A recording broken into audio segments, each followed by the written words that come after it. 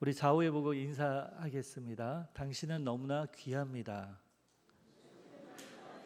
당신과 오늘도 함께라서 기쁩니다. 정말 그래요.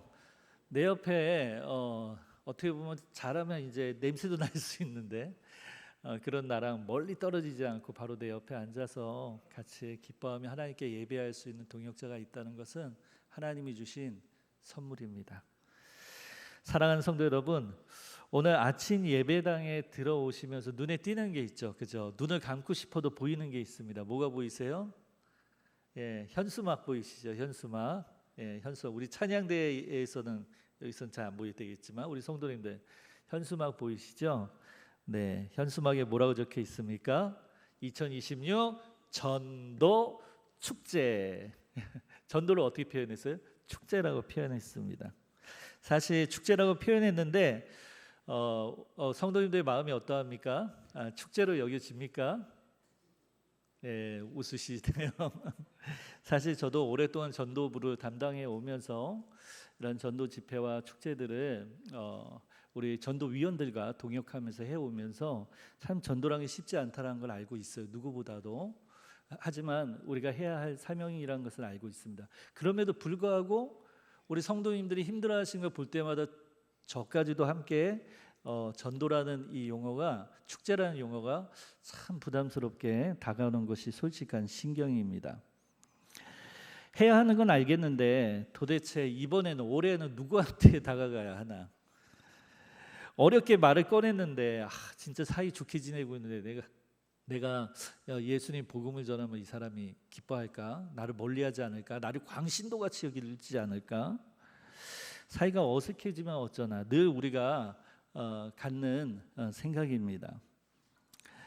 우리의 밑바닥에 보면 이런 생각을 하는 근원적인 이유가 있죠. 그것은 하나님이 모든 것을 다 교회 안에서 주관하시고 다 하신다는데 하나님께서 전도도 책임져 주시지 않나? 굳이 내가 복음을 전할 필요가 있나? 굳이 내가 복음을 전해서 어색한 분위기 만들고 굳이 내가 교회 다닌다는 것을 그들에게 드러낼 필요가 있을까? 이런 근원적인 마음들이 우리 가운데 있습니다. 이것을 단순히 불신앙의 질문이다라고 이야기하기에는 너무나 많은 성도님들이 이런 마음을 가지고 있습니다. 믿음을 가진 사람일수록 한 번쯤 우리는 이런 의문을 품고 있는 것이 사실입니다. 그래서 오늘 예배를 통해, 오늘 특별히 말씀을 통해서 누가복음 15장, 예수님께서 친히 말씀해 주시는 이 음성을 통하여서 복음 전함이 어떠한 것인지 그 의미를 우리가 함께 찾아가기 원합니다. 누가복음 15장 1절 2절 말씀입니다. 모든 세리와 죄인들이 말씀을 들으러 가까이 나오니 바리새인과 서기관들이 수군거려 이르되 이 사람이 죄인을 영접하고 음식을 같이 먹는다 하더라. 말씀에 두 무리가 등장하고 있습니다. 예수님 주변의 한쪽 무리는 세리와 죄인들입니다. 하나님에 대해서 전혀 모르는 사람들이죠. 이 무리는 오히려 예수님 앞에 한 걸음 한 걸음 가까이 나와 경청하여 듣고 있습니다. 반면에 다른 한쪽에 있는 무리는 바리새인과 서기관들입니다. 그들은요, 오늘 말씀을 보면 수군거리는 모습을 보면 마치 팔짱을 끼고 멀리에서 불평을 하며 예수님을 비판하며 멀리서 수군거리며 서 있습니다. 참으로 이상한 그림 아닙니까? 하나님을 가장 잘 안다고 자부하던 사람들이 도리어 하나님의 아들이 이 땅에 오셨는데 그분과 멀리하고 가까이 하지 않고 그분을 세리와 죄인들과 함께 한다고 비판하고, 도리어 반면 하나님에게서 가장 멀다고 그들에게 손가락질 받았던 세리와 죄인들이 도리어 그 품으로, 예수님의 품으로 가까이 나오고 있습니다. 이 팽팽한 긴장 한가운데서 예수님께서 조용히 한 이야기 비유를 하십니다. 누가복음 15장 4절, 너희 중에 어떤 사람이 양 100마리가 있는데 그 중에 하나를 잃으면 아흔아홉 마리를 들에 두고 그 잃은 것을 찾아내기까지 찾아다니지 아니하겠느냐. 여기 찾아다니다라는 말에 주목하시기 바랍니다. 이것은 슬쩍 둘러보고 마는 신용만 하는 것이 아니라 끈질기게 포기하지 않고 끝까지 뒤쫓는다는 말입니다. 그런데 누가는 이 동사를 이번 한 번만 쓴 게 아니라 뒤에 19장, 누가복음 19장에서도 한 번 더 쓰고 있어요. 누가복음 19장 10절, 인자가 온 것은 잃어버린 자를 찾아 구원하려 함이니라. 똑같은 단어예요. 15장에서 목자가 양을 찾아 들로 나서는 그 동사가 19장에서 예수님이 이 땅에 오신 목적 그 자체를 설명하는 단어로 다시 한번 동일하게 등장합니다. 그러니 이 비유에 누가복음 15장의 비유의 목자는 누구입니까? 바로 예수 그리스도이십니다. 다른 누구도 아닙니다. 그리고 이 찾으심은 어제 오늘 갑자기 시작된 일이 아니라고 구약성서에는 기록되어져 있어요. 예수님의 목자로서의 오심은 이미 훨씬 오래전부터 약속되어 있었습니다. 에스겔 34장 11절의 말씀, 주 여호와께서 이같이 말씀하셨느니라. 나 곧 내가 내 양을 찾고 찾되. 아멘. 나 곧 내가, 다른 사람이 아니라요. 다른 사람을 보내서가 아니라 나 곧 바로 내가. 이것은 하나님께서 친히 소매를 걷어붙이고 나서시겠다는 선언입니다. 이스라엘의 거짓 목자들이 양떼를 버리고 제 배만 불리던 바로 그 현장, 그 시간에, 바로 그때 주님께서는 직접 오셔서 종을 보내겠다 하지 않으시고 내가 직접 오겠다 말씀하신 겁니다. 수백 년 전에 하신 그 약속이 지금 이 비유의 들판 위에서 예수 그리스도 목자 되신 그분을 통하여서 성취된 것입니다. 그런데 여기서 우리는 한 가지를 반드시 물어보아야겠죠. 그 잃어버린 양은 왜 스스로 돌아오지 않습니까?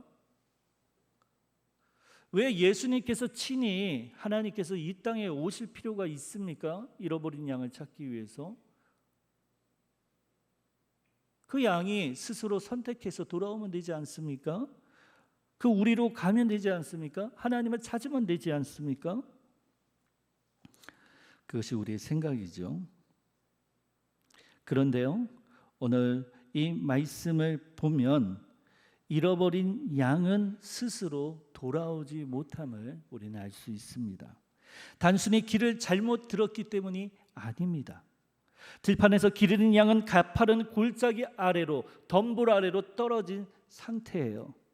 발버둥을 치면 칠수록, 움직이면 움직일수록 그 늪에서 결코 스스로 빠져나갈 능력이 전혀 없는 상태입니다. 자기 힘으로는 단 한 발짝도 위로 오르지 못하는 그 상태, 성경은 이 양의 정체가 바로 우리라고 말하고 있습니다. 로마서 3장 10절에서 11절의 말씀, 기록된 바 의인은 없나니 하나도 없으며. 아멘. 하나님을 찾는 자도 없고, 여러분, 이 말씀을 우리는 가볍게 넘겨서는 안 됩니다. 우리는 흔히 인간이 하나님을 애타게 찾아 헤매다가 마침내 만난다고 생각합니다. 전도할 필요가 뭐가 있어? 그들이 스스로 찾아오면 되는 거지.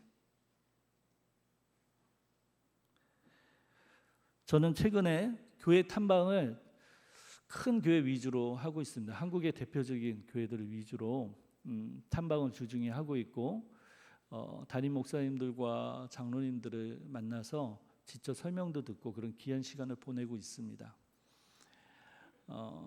제가 한 가지 마음에 불편한 것이 하나 있었는데요. 좋은 게 훨씬 많습니다. 탐방을 하다 보면. 근데 누구나 알만한 대형 교회고, 그런데 전도 부서가 없는 겁니다. 그래서 전도 부서가 없어서 제가 물어보았더니 이제 저희 교회는 이제 전도 부서가 있을 필요가 없다라고 저한테 이제 답변을 주셨는데요. 이해는 됐어요. 왜냐? 워낙 교회가 내노라하고 알만한 교회이기 때문에 전도하지 않아도 성도들이 복음을 전하지 않아도 교회 알아서 오니까 그러나 보다라고 생각할 수 있죠. 그죠? 작은 교회나 규모가 안 되는 교회나 어떤 주변에 어떤 그 전통이 잘 알려지고 그런 교회가 아닌 교회나 전도를 하는 건가 그런 생각도 들었어요. 하지만 오늘 누가복음 15장의 말씀과 다른 성경의 본문 전체를 다 보아도요, 전도는 교회 교세와 규모와 상관이 없는 거예요. 왜냐? 잃어버린 양은 스스로 그 목자를 찾고 그 우리 안에 들어올 수가 없어요. 하나님이 기뻐하시는 방법은 미련한 전도의 방법인 것이 기록되어져 있어요. 그래서 성경은 우리 생각과는 정반대로 말하고 있는 겁니다. 사람은 본성적으로 하나님께로 돌아가려고 하지 않습니다. 그런 존재예요. 교회에 방문은 할 수 있어요. 양은 결코 제 발로 우리를 찾아 주님을 만나는 길을 스스로 찾을 수 없습니다. 그러나 목자가 나설 때 비로소 그 잃어버린 양은 길을 찾을 수 있는 거예요. 양이 스스로 돌아오기를 우리 안에 앉아 기다리기만 하는 목자는 끝내 그 양을 찾지 못하게 됩니다. 자, 이제 우리의 부담의 정체가 오늘 말씀 속에서 드러나고 있어요. 우리가 전도 앞에서 그토록 마음이 무거운 까닭은요, 전도의 주도권이 마치 내 손에 있다라고 생각하기 때문에 그래요. 내가 설득해야 되고, 내가 그 마음을 돌려놓아야 되고, 내가 한 영을 변화시켜야 되고, 내가 무엇을 해야 되고, 내가 어떤 수고를 해야 되고, 내가 무엇을 해야지만 그 사람이 예수 그리스도께로 인도된다라고 착각하기 때문에 그렇습니다. 그러나 본문은 전혀 다른 그림을 우리에게 보여주고 있어요. 목자가 먼저 나가십니다. 우리의 잃은 양을 만들어내는 것이 아니라, 우리가 잃은 양을 찾아 만들어내는 것이 아니라 이미 양을 찾아 들러 나서신 목자이신 예수 그리스도의 발걸음에 합류하는 것, 그것이 복음을 전하는 것, 그것이 전도입니다. 바로 이 질문을 150년 전 런던의 강단에 있었던 찰스 스펄전도 똑같은 질문을 받았어요. 어떤 사람이 그에게 따지듯 말했습니다. 하나님께 이미 택하신 백성이 있다면 나라면 전도하지 않겠어. 지금 이 시대와 이 문화가 얼마나 바뀌고 있는데 그런 미련한 방법으로 누가 교회에 찾아오겠어. 지금도 그런 이야기를 하지만 150년 전에도 그랬어요.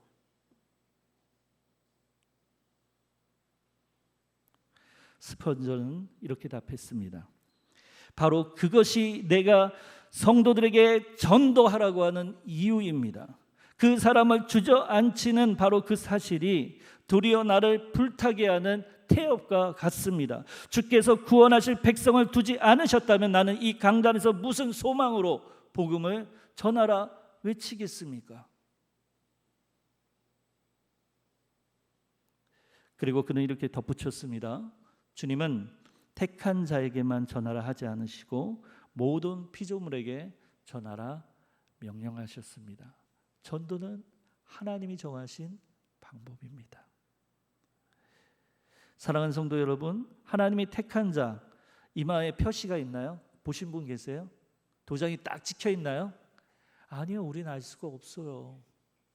우리는 도무지 누가 하나님의 양인지 알 수 없습니다. 우리도 몰랐잖아요. 우리가 하나님의 양인지. 우리가 그분의 음성이 우리에게 들릴지 몰랐잖아요. 들렸을 때 얼마나 깜짝 놀랐습니까?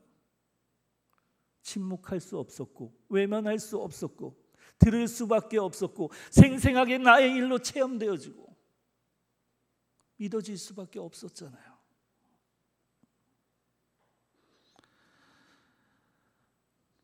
우리는 그러므로 모든 사람들에게 그저 복음을 전하라 부름을 받은 것이에요. 그러니까 미련한 방법이죠. 하지만 그것이 하나님이 기뻐하시는 방법이에요. 우리가 복음을 전할 때 그 복음이 스스로 사람들의 무리를 갈라지게 하는 거예요. 그리스도의 양은 그 음성을 듣고 따라오게 됩니다. 그리스도의 양은 그 음성을 듣고 따라온다. 바로 우리가 지금 보고 있는 그 목자 예수 그리스도, 그분의 이야기입니다. 그러므로 형제자매 여러분, 하나님은 구원이라는 그 영광스러운 목적을 이루실 방법으로 친히 복음 전파, 전도를 정하셨습니다. 그것은 교회 교세, 교회 재정 아무것도 상관없어요. 교회라면 반드시 해야 합니다. 목적도 그분의 것이요 방법도 그분의 것입니다. 그러니 우리가 그것을 믿고 입을 여는 것은 내가 무언가를 내가 해내는 것이 아니라, 내 능력으로 한 것이 아니라 그분이 이미 하고 계신 일에 두 손을 보태어 함께 동역하는 겁니다. 그러므로 전도한다는 것은 우리에겐 너무나 영광스러운 참여이자 하나님의 초대입니다. 누가복음 15장 4절에서 5절의 말씀, 99마리를 들에 두고 그 잃은 것을 찾아내기까지 찾아다니지 아니하겠느냐, 또 찾아낸즉 즐거워 어깨에 메고. 목자가 먼저 나가신다는 것을 보았으니 이제 더 깊은 곳을 들여다봅시다. 목자는 왜 나갑니까? 무엇이 그를 그토록 급하게 그리고 그토록 간절하게 움직이게 합니까?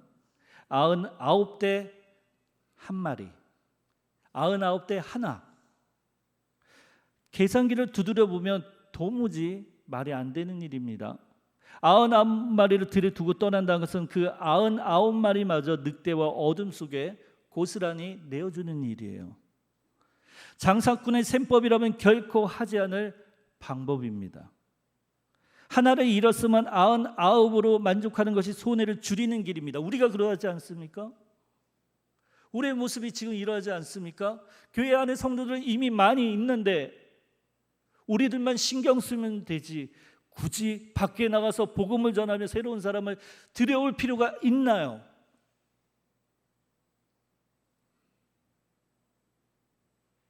우리만의 셈법, 우리만의 계산기. 하나님은 그렇지 않다라는 거야. 하나님께서는 우리를 이 성전에 두시더라도 잃어버린 그 한 양을 찾아 나서시는 분이에요. 그러므로 우리의 신앙은 개인의 유익을 위해서 하는 것이 아닙니다. 그런 하찮은 종교 생활이 아니에요.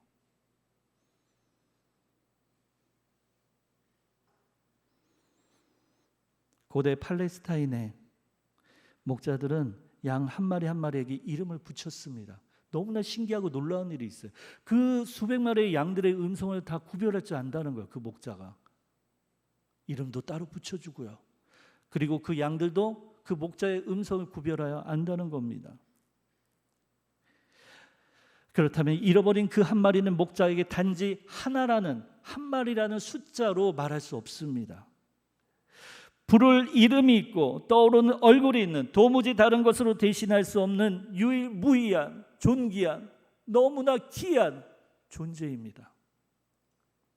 바로 이것이 하나님께서 우리를 보시는 방식입니다.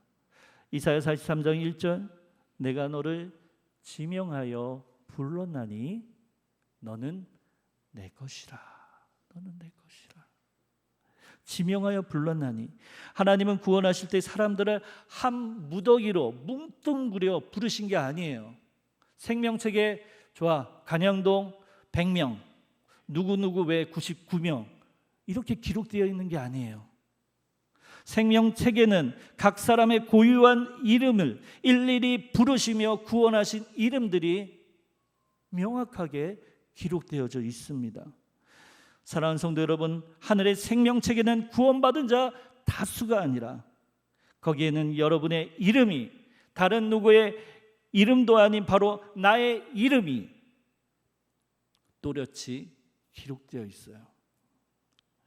주님은 우리를 부르실 때 그렇게 부르신 거예요. 잃어버린 양 한 마리를 99마리의 가치보다 작게 여기신 게 아닙니다. 이제 5절의 한 장면을 자세히 들여다볼까요? 즐거워 어깨에 메고. 왜 목자는 양을 어깨에 짊어집니까? 그냥 목에다가 줄을 메고 끌고 오면 되잖아요. 왜냐하면 그 잃어버린 양은 이미 방황을 너무나 오래 해서 지쳐있고 혼자 스스로는 구원할 수 없는 완전히 망가진 상태이기 때문에 그렇습니다. 그래서 목자는 허리를 펴고 더럽고 떨고 있는 그 양을 통째로 들어 올려 자신의 두 어깨에 짊어집니다. 그러므로 본문이 말하는 잃어버리는 단순히 어디다가 떨어져 잃어버린 분실물 따위가 아닙니다. 물건이 아닙니다. 그것은 스스로는 결코 돌이킬 수 없는 완전히 망가져버린, 하지만 주님 앞에서는 너무나 귀하고 존귀한 어린 양, 하나님의 자녀 성도입니다. 사랑하는 성도 여러분, 이 장면에서 무엇이 떠오릅니까? 무거운 짐을 어깨에 짊어지시고 비틀거리며 해골이라는 곳에 나무 십자가를 지고 올라가셨습니다. 이사야 53장 6절의 말씀, 우리는 다 양 같아서 그릇 행하여 각기 제 길로 갔거늘 여호와께서는 우리 모두의 죄악을 그에게 담당시키셨도다. 우리의 전부이신, 우리의 생명 되시는 예수 그리스도에게 전가시키셨도다. 목자가 어깨에 짊어진 것은 양의 무게만이 아닙니다. 그 양이 들판에서 저지른 모든 어리석음, 모든 고집, 모든 반역, 모든 더러움, 그 전부를 어깨에 짊어지신 것입니다. 그분의 어깨에 얽힌 것은 털과 진흙으로 더럽혀진 한 마리의 양이 아니라 그 양이 끌고 온 죄의 무게였습니다. 얼마나 무거웠을까요? 여기서 잠시 걸음을 멈추고 예수님의 그 어깨를 생각해 봅시다. 우리는 십자가를 너무 빨리 지나쳐버린 경향이 있습니다. 그러나 갈보리의 무게를 모르는 사람은 결코 잃은 양을 찾으러 나설 수 없습니다. 그러니 잠시 머무릅시다. 예수님의 어깨를 보십시오. 온 세상의 거짓말, 온 세상의 더러움, 온 세상의 미움과 탐욕과 교만, 당신의 죄와 나의 죄, 우리의 죄가 그분의 어깨 위에 산처럼 쌓여 있습니다. 그 무게에 짓눌려 그분은 길에서 쓰러지셨고 다른 사람이 대신하여 그 십자가를, 그 나무를 지었습니다. 그 어깨는 본래 온 우주를 통치하는, 별들을 관장하는 영광스러운 우주적인 전능하신 하나님의 어깨였습니다. 그런데 그 전능하신 그분의 어깨가 우리의 죄 앞에서 휘청거렸습니다. 무엇이 그분을 그 자리에 붙들어 두었습니까? 십자가에 못 박힌 그 못 때문입니까? 손과 발을 꿰뚫은 그 못이 예수님을 움직이지 못하게 했습니까? 아닙니다. 그분을 십자가에 붙들어 둔 것은 차가운 못이 아니라, 쇠가 아니라 우리를 향한 뜨거운 사랑이었습니다. 사랑. 길에는 한 마리 양을 향한 끝까지 포기하지 않는 그 사랑이었습니다. 마음만 먹으셨다면 그분은 한순간에 천사 군대를 불러서 그냥 그 잃은 양들을 다 찾을 수 있는 분이에요. 강권적으로. 하지만 그분은 그렇게 하면 그 한 마리 양이 영영 들판에 버려질 것을 아셨기에 그분은 우리를 어깨에 메고 아버지의 집으로 데려가시기까지 그 자리에 친히 머무셨습니다. 본문은 분명히 말합니다. 그분이 우리를 어깨에 짊어지셨을 때 어떻게 메셨습니까? 즐거워 어깨에 메셨습니다. 가시에 찢기고 피 흐른 어깨 위에 더럽고 떨고 있는 양을 얹으시고도 그 입가에는 원망이 아니라 기쁨이 가득하셨습니다. 이 양이 나에게 무슨 짐인가? 내가 드디어 내 양을 찾았다는 기쁨으로 도리어 가득하셨습니다. 사랑하는 성도 여러분, 이분이 바로 우리의 목자 되십니다. 우리를 짐스러워하지 않으시고 우리를 찾으신 것을 기뻐하신 분, 우리의 무게를 친히 자신의 기쁨으로 변화시키시는 분이십니다. 자, 그렇다면 같은 은혜를 입은 우리가 이제 무엇을 해야겠습니까? 잠시 눈을 감고 한 사람을 떠올려 보세요. 성령님께 구해 보세요. 주여, 잃어버린 양이 내 주변에 누구입니까? 물어보시기 바랍니다. 지금 한 사람의 얼굴이 떠오르십니까? 말씀을 듣는 중에 생각이 나십니까? 아직 예수님을 모르는 가족, 매일 마주치면서도 한 번도 복음을 입에 담지 못한 직장 동료, 오래도록 마음 한구석에 걸려있던 바로 그 이름 말이요. 그 사람은 목자 앞에 귀한 존귀한 이름을 가진 존재입니다. 하나님이 지금 이 시간에도 들판을 헤매며 찾고 계신 바로 그 잃어버린 그 한 마리의 양입니다. 이제 한 사람의 얼굴을 마음에 품었다면 우리는 무엇을 가지고 그에게 다가갈 수 있겠습니까? 어떻게 목자 되신 예수 그리스도께서 나서실 때 함께 동역할 수 있겠습니까? 로마서 10장 1절의 말씀, 형제들아 내 마음에 원하는 바와 하나님께 구하는 바는 이스라엘을 위함이니 곧 그들로 구원을 받게 함이라. 골로새서 4장 3절, 또한 우리를 위하여 기도하되 하나님이 전도할 문을 우리에게 열어주사. 아멘. 바울은 복음 전함을 기도로 시작했습니다. 그 어떤 위대한 사도도 전도를 자신의 말솜씨로 의지하지 않았습니다. 전도에 정말로 필요한 것은 우리의 유창한 언변이 아니라 기도를 통해 하나님께서 그 사람의 닫힌 문을 열어주는 것이 유일한 방법입니다. 우리는 문을 두드리는 사람이고 그 문을 여시는 것은 하나님이십니다. 하나님께서 우리를 그리스도인으로 그분의 거룩한 자로 부르신 방법 무엇이었습니까? 우리의 선택할 수 있는 능력이 아니라 그분의 전적인 은혜였습니다. 그렇다면 우리가 마음에 품은 그 한 사람도 똑같은 방법으로 기도로 먼저 품어야 되지 않겠습니까?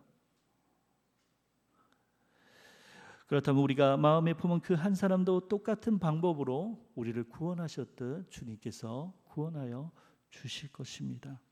우리가 이것을 믿고 무릎을 꿇을 때 전도는 더 이상 떠밀려오는 부담이 아니게 됩니다. 도리어 마음이 뜨거워지고 감격이 차오르고 기쁨이 솟아나고 기대되어지고 소망되어지는 그 일이 됩니다. 그것이 바로 어디에서부터 시작이라고요? 기도의 자리에서부터요. 그래서 우리 사랑하는 성도 여러분, 이 한 달간 이 전도 집회가 진행될 때 목사님들 전도에 관한 말씀만 하지 마세요. 부담된 그게 아니라 이 한 달간만큼은 철저히 주님 앞에 잃은 양을 찾는 심정으로 함께 말씀을 듣고 말씀으로 변화받고 그리고 기도로 그 양을 품으며 함께 나아가시면서 주님의 천국잔치의 그 기쁨을 누리시는 모든 성도님들이 되시기를 진심으로 축복합니다. 기도하겠습니다. 주님, 이번 전도 축제 기간에 제가 품어야 할 단 한 사람의 이름을 마음에 새겨 주옵소서. 그 한 사람을 향한 기도가 식지 않도록 들판으로 먼저 나가신 목자의 그 심장을, 그 마음을 제게 허락하여 주옵소서. 저의 능력이 아니라 성령님의 능력으로 그 한 사람이 이 자리에 함께 있는 날을 허락하여 주옵소서. 예수님의 이름으로 기도합니다. 아멘.